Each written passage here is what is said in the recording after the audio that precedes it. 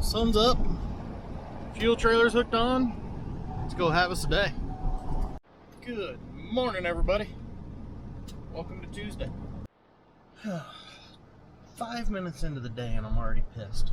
You shitting me? So last night, when I got done chopping, figuring out today's plan, Tuna said, I don't remember who, Baylor was going to be running at 6 a.m. I got up at 5. It was beautiful weather. But I was like, well, we only got one Baylor out here. There's no point in me going. Coming down just now, I see the Baylor parked and Bart was in a rake.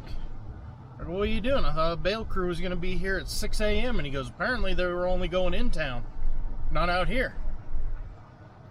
I go, well, it would have been nice for us to have known that, so we could have bailed. Now he's going to go bail it friggin' dry because it's raked and wind. We actually get some decent hay, and we screwed up with our own incompetence. Now that's frustrating. On the move. 8:45. We're not in a real big hurry just because we're still worried we're going to be pushing green. But I am incredibly excited to start corn. I think I said that earlier. We're cutting corn today, which makes me happy because the last couple days of feed were frustrating, to say the least. So it's nice to be going to a good crop. Okay, note to self. If you're going to wait to clean your windows till you get to the field, make sure your bottle's not empty. I got like half. And my camera. That's the important one. Can you guys see? Because I can't see. Let's bring this back up full screen. Ah, that's better. Trevor with the fancy new moss. Smooth sides, almost no screens. I hate it. Luckily I got a camera so I can see what I'm doing. So he got this trailer because he hauls haylage all summer long. Haylage is drier, tends to blow out of your screens. So he wanted as small screens as possible.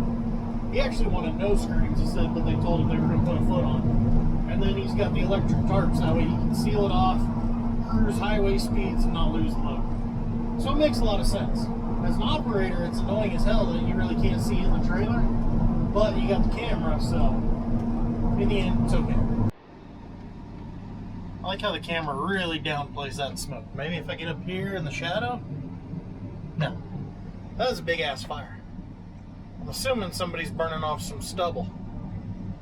I really hope that's what that is. That's a big fire. And on the camera, it just looks tiny. There we go. That's more like it. Back in some green.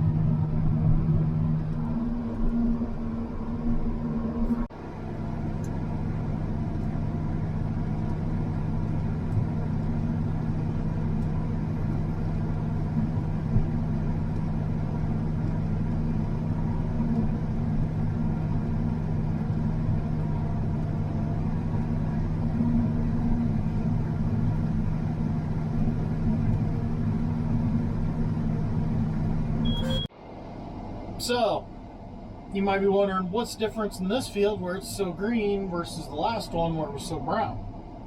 Spider mites. Remember video or 2 or 3 or however long ago, we were spraying all of our corn for spider mites. That's what they do. They just suck the juice out of the plant, cause it to dry down.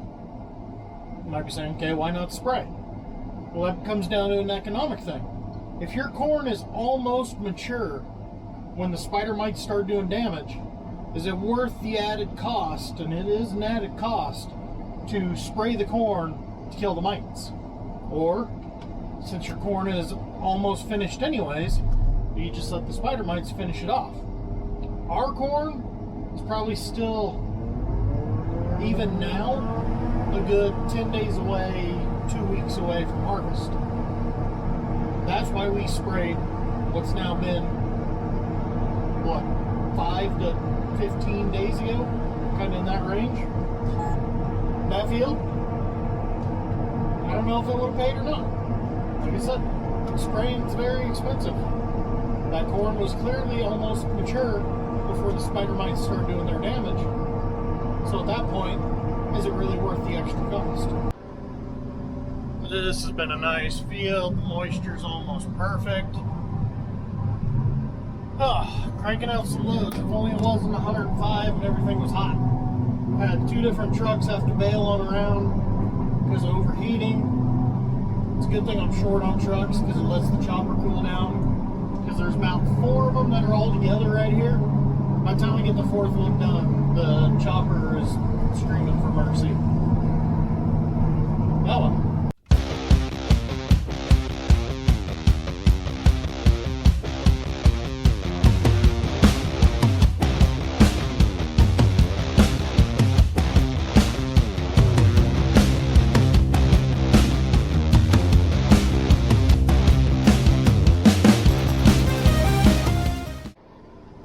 Had to go ahead and shut the trucks off early tonight. It's only 5 o'clock. But look at that moisture, 64.9. Don't get much closer to 65 than that. I've got an hour though, and I've got to be in town for a Farm Bureau meeting, so I went ahead and just cut them all off around early. We'll see how it goes tomorrow. All the field work that we need done, and our ripper is in the shop with sparks flying. That is not a good sign.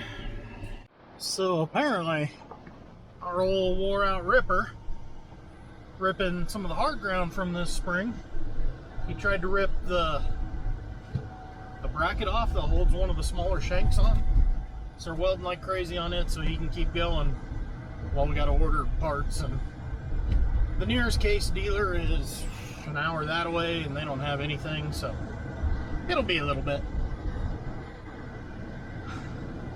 Really funny part is Tuna's been saying we need to put the big four-wheel drive on that ripper. Cameron and I keep joking, you will pull that ripper in half. Oh, bullshit. Well, he tried to pull it in half with the little tractor, so I think we got our answer there. Meeting's over. Guys in the shop got Cameron back up and running. He's gonna keep ripping. We got a lot of ground to rip. I always feel like we're way behind, like year round. Either way though, guys, I'm heading home, gonna get some sleep, see if we can't have another good day tomorrow.